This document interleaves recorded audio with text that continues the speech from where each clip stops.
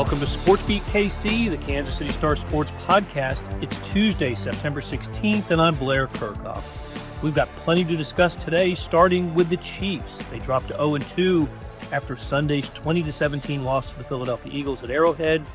It was a Super Bowl rematch, and this one was more competitive than the Eagles' blowout victory in February, but a painful loss nevertheless. What is going on with this team that's 0-2 for the first time since 2014?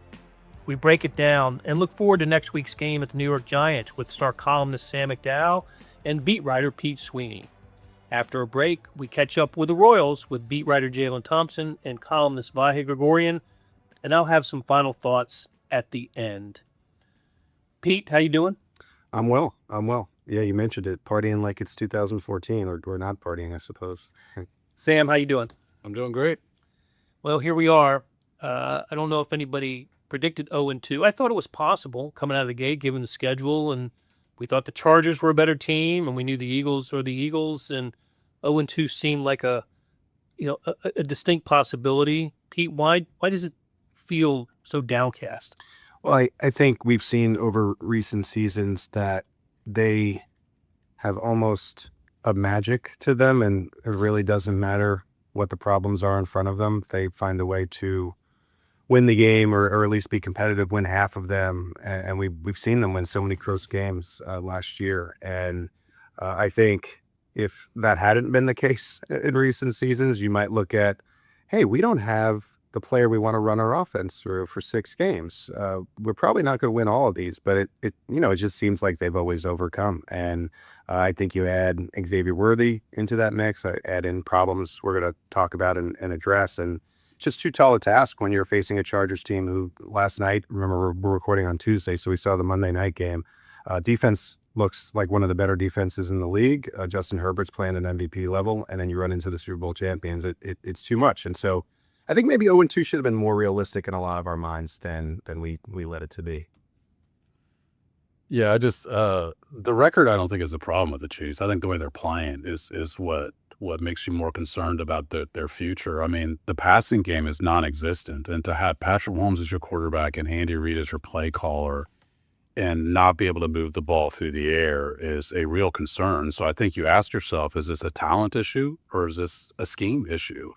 And first of all, I think the answer is yes. Right. Like, you are missing Xavier Worthy and Rashee Rice, but as we're waiting on the 3 o'clock game, we follow the noon games, and I see Russell Wilson throw for 450 yards. That not nearly as much talent there. And I know they've got Malik Neighbors, but it's Russell Wilson.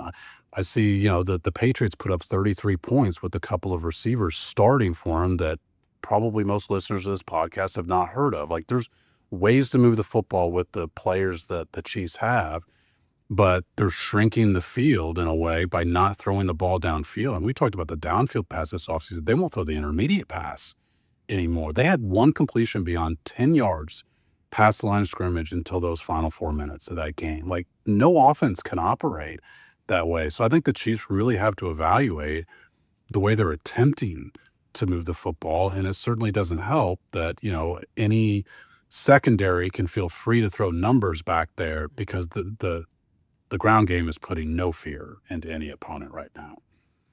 And yet I think Patrick Mahomes is playing pretty well. Yeah. I mean, 2 games, well, the fact that he's the leading rusher doesn't bode well for the Chiefs, but he is the leading rusher. He's kind of taken on, really on his shoulders, the responsibility of being a leader in a way that he really hasn't had to, when wins came more easily for the Chiefs.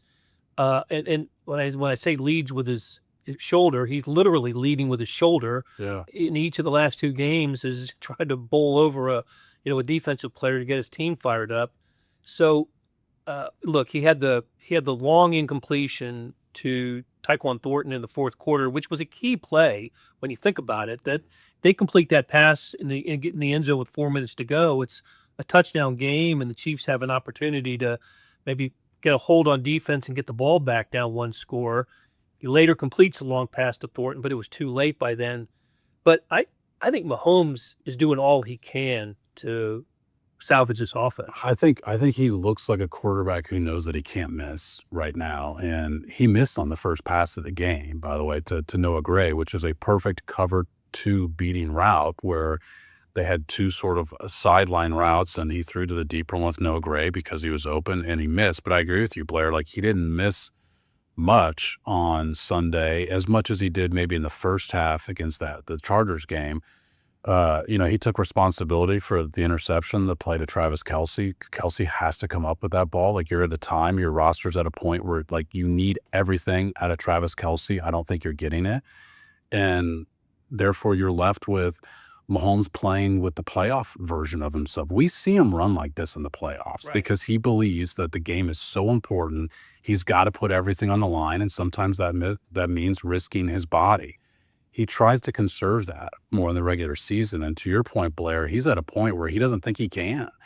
And so I think him running is not just like a bad sign for the running game, a bad sign for the passing game. It's him telling us that he does not think he can move the football very well unless he scrambles with his legs.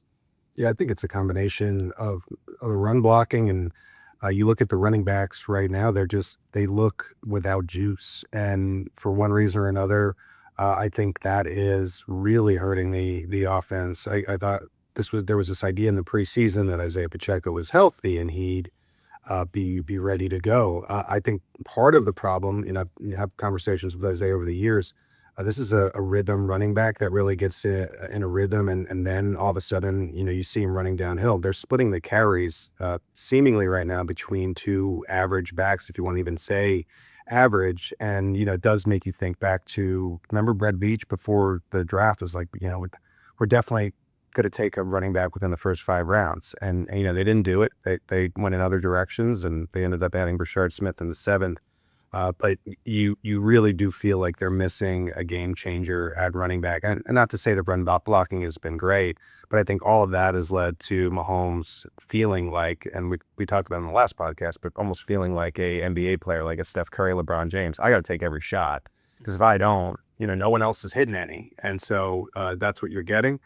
And to Mahomes' credit, he's had chances to win both of these games. But when you are so underhanded, I think the rest of the team has to play perfect games. And Sam mentioned Kelce. He catches that. Even despite everything, they might win this football game. They probably win the football game, but you're just not seeing perfect football from the rest of the team. And that's going to cost you against division contenders and Super Bowl contenders. Just one real quick point on the lack of burst, just to underscore that. So Next Gen Stats will keep track of how often you reach 15 miles an hour in the run and how often you reach 20 miles an hour in the run. I don't know if you saw Jonathan Taylor reach like 22.4 miles per hour, which for the Chiefs would seem like, being sprinted by Usain Bolt, or one of us being, matched up against Usain Bolt. But Patrick, the Chiefs have reached 15 miles per hour 16 times this year. Xavier Worthy did it once whenever he got the ball in the opening series. Patrick Mahomes has done it 12 times.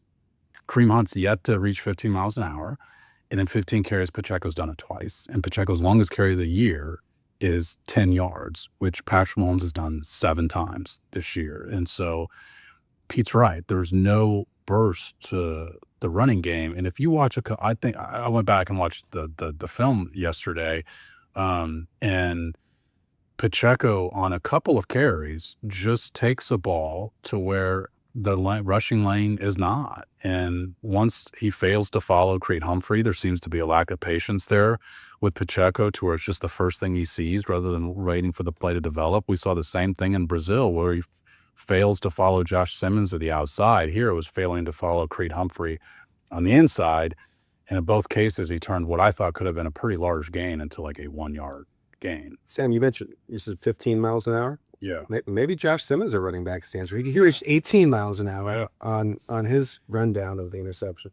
It was an incredible moment, by the way. They got lost in the outcome of the game. I know, that would have been a game changer that you looked at. But no, Blair, more seriously though, if you look at even the run block numbers from PFF, they're 28th. But to Sam's point, when they do have the opportunities that Sam dug into the film, they're just not gaining the yards they need to.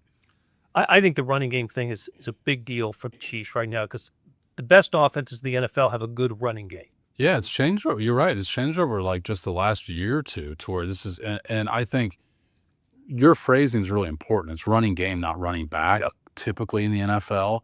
But I think the Chiefs' lack of talent at running back is being exposed. Because what the other thing that stands out is Isaiah Pacheco has not run against a stacked box all year long. Like, these are generous run defenses that he's been facing, and he's still averaging 3.1 yards per carry. And like I said, when you watch it, I think there's got to be some frustration from their coaching staff to say, this play is there, and we still got 1 yard on it. And to me, that is where the running backs come into play. But how many times in the offseason did we question whether or not the Chiefs had good enough talent in the backfield? Like, this is a foreseeable thing. We can talk about the wide receivers and the fact that you're missing Rashee Rice for 6 games, the fact that Xavier Worthy gets injured on the first series of the first game, to where that's less foreseeable. Okay, you're going to try and get by without Rashee Rice for 6 weeks.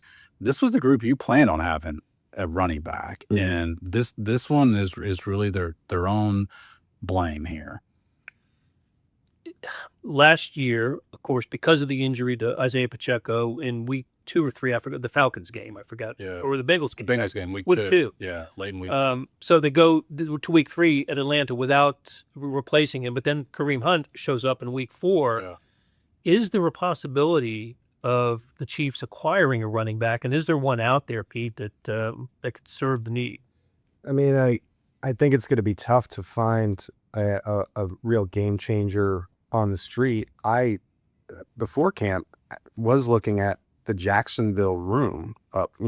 Could they grab one of those guys? And eventually Jacksonville did trade Tank Bigsby to the Eagles. Yes, and to the Eagles. Bigsby was pretty... With Saquon Barkley. I thought he was pretty good last year. And much unlike Philadelphia, I think he could have vied for snaps against a Pacheco. I had looked, just at, some other rooms around the league, and, it's just tough because, now you're in week 2 and you're developing identities. And, at a certain point, you just wonder, what's going to be out there. Could Joe Mixon come back in Houston and suddenly he's healthy, and then you go with like a Dameon Pierce? I mean, is that really changing the game at this stage? Almost feels like that move had to come in the offseason, either through the draft or by trade preseason. Is it unreasonable to think that with what the Chiefs are paying this offensive line, that they should be able to succeed with who they have on the roster? Yeah, I think you could say that about offensive and defensive line. Like, right now, I think the offensive line's been better than a year ago, but what a low bar to clear. And when you look at the way that they're losing really in the trenches, you say, okay, you need to invest more in there, but you're like, wait a minute, this is where they have invested, and particularly this last offseason, you got the highest paid center, the highest paid right guard, a first-round pick, a second-round pick, and then Juwan Taylor, who's making $20 million. Those are your 5 guys. You look at the defensive line, you got the highest paid defensive tackle. You gave George Karlaftis a lot of money. You have drafted in the first round there a couple of years ago. It just didn't work out with Felix Anudike-Uzomah. Like, you've invested in the trenches, which is what Brett Veach tells us all the time. You're always going to start in the offensive and defensive line. I think you could, from a distant view, say, well, have you done that? Because you're not really producing there. Well, yes, they have. In which case, it's like you're not getting this roster is built in a manner to where your stars have to perform because of how much you're paying your stars. And their stars outside of Patrick Mahomes just aren't performing at a high level right now. I totally agree with that the stars have to play better, and that has not been the case, except for Patrick Mahomes. Yeah, I mean, you look at their highest paid players on the roster. After week 1, we were questioning whether Travis Kelce was running hard on a couple routes.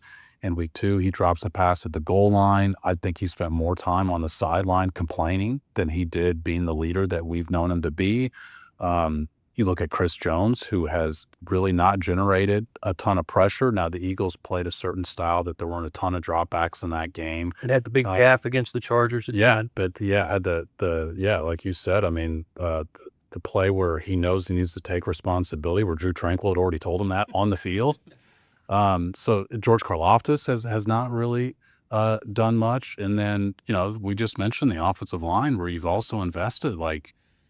Like I said, this roster's built really top heavy, and then everybody else and the top heavy is not carrying their load right now. Yeah, the press on the opposing quarterback has still got to be a concern. I think the defense looked better in this game from a coverage standpoint, especially against a really talented set of Eagles pass catchers. That being said, I think the defense could look even better if they were getting pressure with 4 or less, and you're just not seeing it at all, really, like on a consistent basis. And I think that's why the Eagles score was 20 instead of what could have been 14 or 13, and maybe you win one of those ugly Steeler type of games. And so they were able to do just enough. And then when you have the offense sputtering, especially at the beginning of games, it's just not going to be enough. And then you throw the wrinkle of the free play, that the free square that the Eagles have with the tush push. They ran it 7 times and were 5 of 7 in getting the yardage, and including the end of the game. And that's going to be too much to handle when you're making so many mistakes and you're not getting consistently good play out of so many players. Yeah, I think the clearest sign of their lack of pass rush is the fact that they've blitzed on 47%. Is that what it ended up being? 47% in 2 games. Like, Steve Spagnuolo is telling you that he doesn't have any faith in this pass rush right now. And the sack didn't come from a blitz. Right. It was a 4-man rush when Omar Norman Lott took down Jalen Hurts. What was telling in this game, because I think it said something about both teams, and especially the Chiefs in a way, you didn't see a ton of blitzing in the Super Bowl, and there was a lot of blitzing on both sides here. So, what does that say about Spagnuolo's confidence in the pressure with 4? Probably not great. What does that say with the Eagles' respect for the Chiefs' set of weapons? Also not great. So, take that for what you will. I just think that, it's crazy. This is a lot of the same players, but you've seen even the strategy, from game to game change drastically. Chris Jones' pressure rate right now on Next Gen Stats is 7.0. Last year it was 12, and every year of his career it's been at least 11.8, including a couple of years where he's nearing 15%. He's at 7% right now. Is it a matter of just getting double teamed, or what's going on with him? Well, I think first of all, the thing we have to recognize is he is in his 30s now. It's why some of us question whether or not it was the right thing to give, a lineman $30-some million and pay him, $3 more million than anyone outside of Aaron Donald, was because players who age in their 30s, I mean, they show it. Now, we have seen Chris Jones, and, we've all been on the beat for a long time, to where it's a real thing that I feel like he's been in better shape every year. Like, his body looks in unbelievable physical condition right now, even compared to a couple of years ago, which is when I really think he started taking this a lot more seriously. But yeah, I mean, he's been absent. He's been frustrated, and I still think that the Chiefs need to ask themselves if playing him at edge is, if they're really getting what they want out of that. I think a big reason that they did sign him to that deal, which was atypical for the Chiefs. I mean, I remember thinking about that contract, and I thought early on, eventually played out where they brought him back, but I thought early on they may go away, because they've just shown that when a player gets into his late 20s, they don't really want to sign that player to a deal. And so I think that contract was atypical for them, and it was something that they did with the thought of, we'll have him for 2025 and we could accomplish this thing that no one's ever accomplished. And now, much like maybe the Royals trading for prospects for players and then not making the postseason, sort of a weird parallel there. But it's like, now you have to deal with the repercussions of maybe signing a player that's not going to reach that production of the money value. And I think that could be what you're seeing right now. But he did jaw with Jalen Hurts after the game. Yeah. I think he lost that argument. He mentioned some stats. He did. He said, we don't even have 100 yards, I think he said. And Jalen Hurts politely said, shut your you-know-what up. And he was right, honestly. I hate to say it, but Hurts was right in that argument. Well, Hurts tends to get his yards one at a time, rushing. And Pete, you wrote about that in the aftermath. Have we seen maybe the beginning of the end, or the beginning of the alteration in the rule book of the tush push? I think the Packers' energy last offseason was saying, we need to get rid of this because of safety. And that really didn't prove to be true with testing. And even Jason Kelce, the king of the tush push, came in and defended it in front of owners. And what it led to was only 22 owners voting to ban it instead of 24. What changed yesterday, and this is significant because Kansas City fans can relate to this with Chris Collinsworth and Juwan Taylor. You might remember that Chris Collinsworth sort of called out Juwan Taylor, and he's been the target of officials ever since. What happened in the game on Sunday is Tom Brady was the first to mention, okay, they missed a blown call, a false start on the tush push.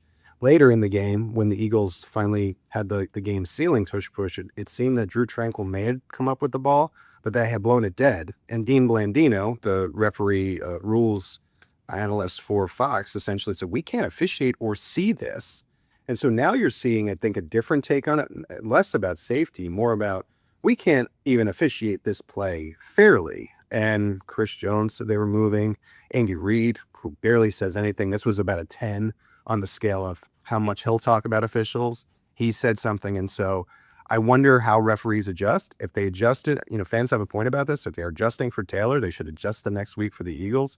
We'll see how effective it is if there's an adjustment. And then later, maybe in March, you see that momentum to eventually get 2 more owners, that they call it the super majority, 24 of 32, to get it out of the game. I don't think it's an entertaining play. I had been in the past saying it's not fair to be banned just because they're good at it. But now I think you're starting to see legitimate reasons to take it out of the game. It can't be offside. I mean, you can't or false start on it. And both guards were. Yeah, I mean, I don't buy this. It's impossible to officiate argument because we all spotted it from the press box on the last one, the one that really generated the ire of Andy Reid, where he was on the field during a timeout trying to wave the white hat over to him, which he didn't want to meet. But we all commented, wow, they moved early on it, and we are a long view away. It's high. Yeah. We got the all 44, not the 22 I was saying there. And so I agree it cannot be the easiest play to officiate, but they made it look a lot more difficult than I think it is. All right, guys, great conversation as always. We're going to take a break, and when we come back, we're going to catch up with Royals beat writer Jaylon Thompson and columnist Vahe Gregorian. The Royals are trending in the wrong direction after losing 6 of their last 8. They're not mathematically eliminated from the playoff race, but at 6.5 games back for the final wildcard spot and 12 games remaining, starting with tonight's homestand against the Seattle Mariners, a team they're chasing, by the way, they are running out of time. Here to discuss the Royals is beat writer Jaylon Thompson. Hello, Jaylon. Hey, Blair.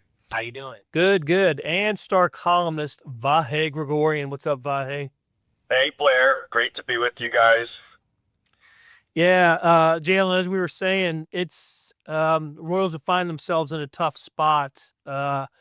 What did I get the numbers right? 6.5 out with 12 games remaining? That's right. You're absolutely right. And it's not like it's cream puffs here. They got the Mariners and the Toronto Blue Jays right after that, both at Kauffman Stadium. But if the season ended today, the Royals would be playing the top. Am I right about this? The top seed in the American League and the Blue Jays, and the number 3, the Mariners. So it's a little bit of a tough week for them. It is, and everyone in the clubhouse understands what's ahead of them. They did not have the road trip that they wanted to have this last week, dropping 2 games that they should have won in Cleveland was really disappointing, and then getting beat by the Philadelphia Phillies 2 out of 3 as well. Bobby Witt Jr., Royal superstar, said it best. The time is now. They can't lose anymore, pretty much. And if they're going to make a magical Mission Impossible Tom Cruise style run at this, they have to win at least 5 out of 6 this week just to put themselves in contention. And to be honest with you guys, I don't even think that's going to be enough. It's just time is not on their side. But if any team can do it, it could be the Royals. They are a team that's resilient. They just don't quit. You think you have a pin down and somehow they wiggle out of it and they stay in the fight. They've done that all season. So I would not be shocked if somehow, some way, they made this thing closer than they probably should have. Well, and they're 75 and 75, right? They're a 500 team right now. And Vahe, you've been in Kansas City long enough, and I've been in Kansas City long enough to think that getting to this record this late in the season, is a reason for joy, right? And to be in a play and not be eliminated from the playoff chase in September is a good thing. But it got me thinking recently that the Royals were in the playoffs last year, finally ended the decade-long playoff drought by making it last year. And this year, it looks like they're going to fall short. Maybe if we had reversed the seasons and they had come close last year and got in the playoffs this year, we would be thinking about things differently. But I think we got a little greedy after last season and thought, why not do it again? And I think one of the things that hits exactly at the point you're making is the Royals want to have some traction and momentum about having built something. And, just another winning season would be a little bit in that direction, but it's very unsatisfying if they're going to fall short. Hey, by the way, just something I got thinking about, Blair, was in our lifetimes, but not in probably our consciousness, but I can't think of what the modern approximation of getting to a postseason this far down would be beyond the one that sticks out to me about the 64 Cardinals and the Phillies collapse. I think the Phillies were 8 games up with 9 to play or something. It was just unbelievable. And I don't know if it quite takes that. I don't know what the most recent similar thing would be, but This is pretty Houdini-esque if they can manage this. I remember, I think it was 2007 where I want to say it was 07, where the Colorado Rockies won something like 16 of their last 17 games to get into the playoffs. I can't remember how far back they were. And one of the Astros teams, not the American League Astros teams, but National League Astros teams, had an incredible second half, just played out of their minds to get into the playoffs. I'll have to look that up. But yeah, it would be next to impossible. Jaylon, you put it best, mission impossible if the Royals were to pull this one off. Yeah, and I think with the way the Royals are playing right now, the only thing that they should really concern themselves about is looking forward to 2026 and being grateful that the front office really has given them a leg up. And I think that's what a lot of people aren't really looking at right now. They have starting pitching. They have more than enough starting pitching to compete next season. So now you are at a point where you can use some of that starting pitching depth and go get offense. And I think the number one thing that they are going to need next year is that outfield bat or impact bat that can really change the game for them. And they have the resources to go and get that. With Carter Jensen and Jack Caglione coming up this season, you expect them to be somewhat in the lineup next year, opening day, right? So now you really, your off-season goal is just to get better offense. And I think that's, even if they don't make the playoffs this year, that's a good thing that this season has brought out, is the fact that the starting pitching is there. The bullpen is there. The offense is the main goal. So starting pitching hasn't been around much this year because of injury, but for this final 2-week stretch, it is back. Michael Wacha, who just missed one start because of the concussion, he's starting tonight. Cole Reagans, who's missed the last 3 months because of the rotator cuff strain, he's supposed to start on Wednesday and could see Seth Lugo on Thursday. So, the season, especially the second half of the season, which has been marked by fill-ins in the starting rotation. We'll get some of these guys back this week. It'll be great to see especially Reagans and who's missed so much time for the Royals this season. But I wanted to kind of wind this down on a positive note, and that's the play of Salvador Perez, especially the hitting of Salvador Perez here in the last, since the All-Star break. He's had 15 home runs since the All-Star break. He's on quite a tear. He's up to 28 home runs, 89 RBIs going to this last stretch of the season, which means he has surpassed career numbers, 300 home runs and 1,000 RBIs. Just an amazing run for him. Jaylon, what have you seen from Salvy here the last few weeks, and especially that series in Philadelphia? I think you saw the essence of why Salvador Perez is the captain of the Kansas City Royals. and he is a living legend in this city. For him to do and reach 300 home runs is far impressive than what anyone can really comprehend right now because of the fact of what he did in his journey to get to where he's at.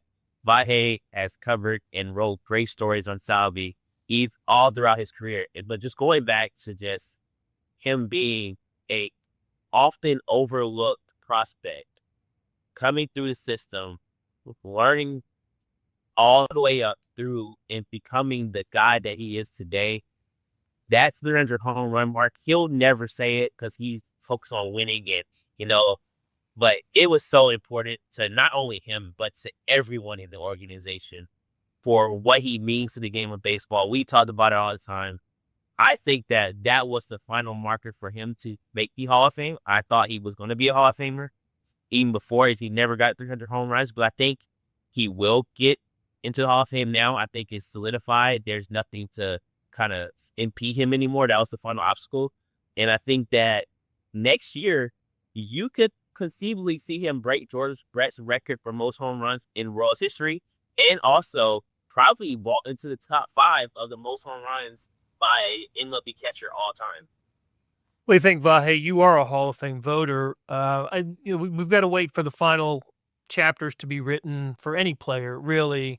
But there's no doubt Salvador Perez is going to be remembered as one of the all-time great Royals. And just to, before you weigh in, Vahe, there's 8 catchers with 300 career home runs, and the list is Mike Piazza, Johnny Bench, Carlton Fisk, Yogi Berra, Gary Carter, Pudge Rodriguez, and it primarily is catchers. And all of those guys are in the Hall of Fame. Those 7. There's one, Lance Parrish, who isn't, but Salvy's certainly building Hall of Fame numbers and stands, I think, a pretty good chance of being the second Royals player who played his career, primarily with the Royals, to be inducted into the Hall of Fame.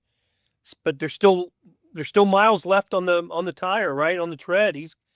The Royals are going to have to decide to pick up his $13.5 million option for next year. I think that's a no-brainer. What do you think, Vahe?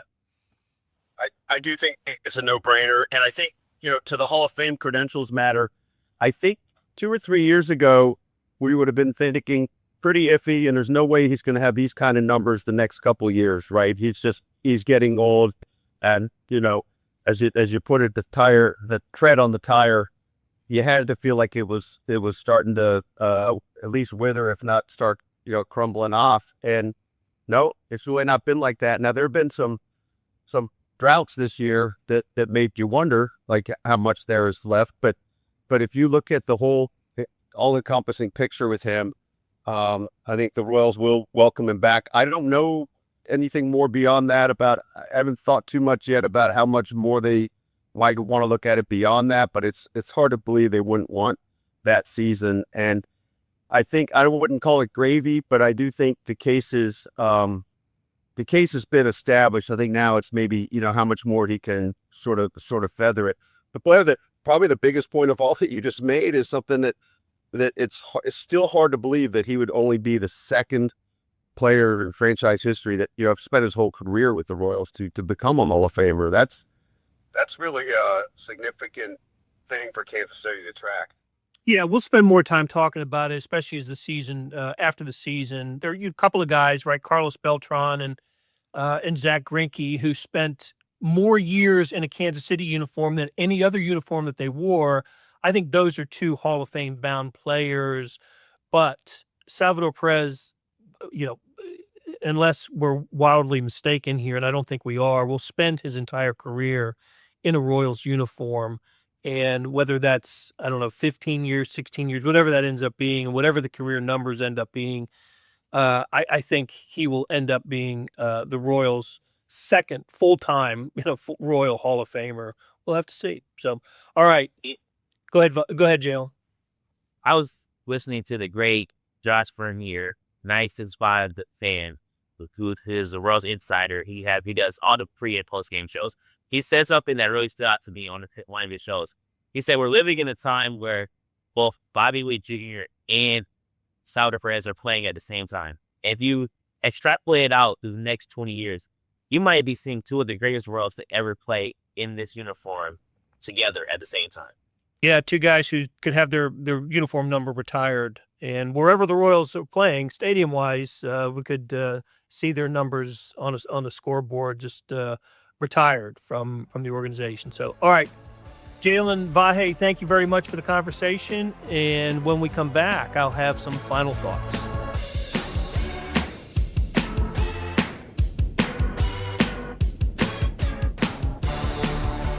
We're back on SportsBeat KC, and here's what's on my radar for the week.